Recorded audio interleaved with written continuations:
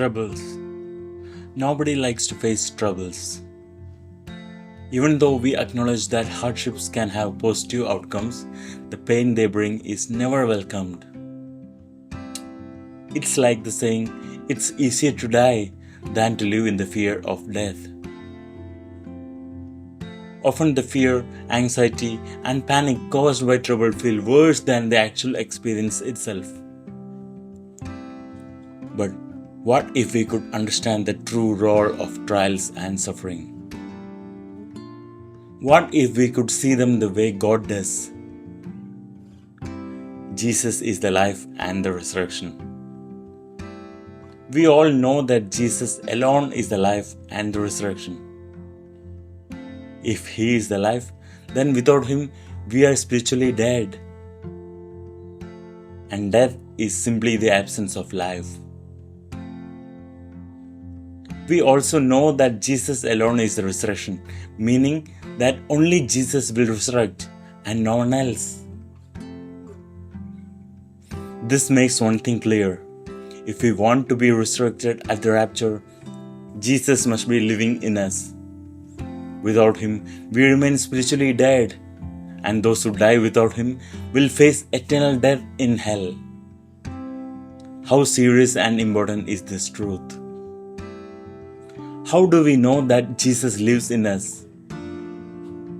Many people blindly assume that Jesus is within them just because they regularly attend church, they possess spiritual gifts, they actively serve in ministry, they avoid obvious sins that unbelievers commit. But don't be deceived. The presence of Jesus in you is not proven by your spiritual activities or gifts. It is proven by the fruit of the Spirit. When you receive Jesus, you don't immediately bear fruit.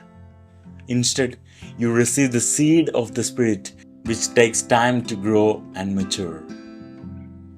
Trials develop the fruit of the Spirit.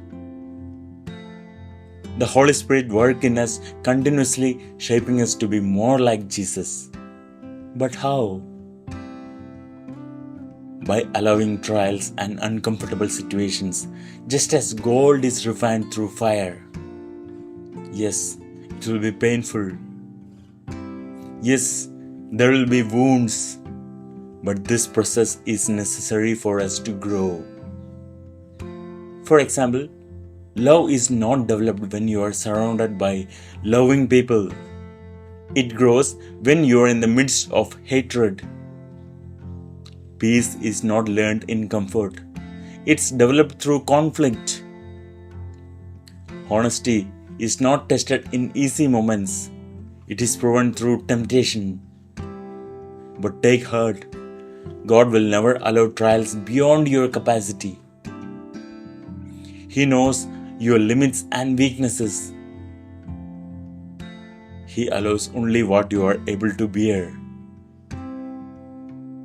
This means that every trouble God permits in your life is something you are capable of overcoming.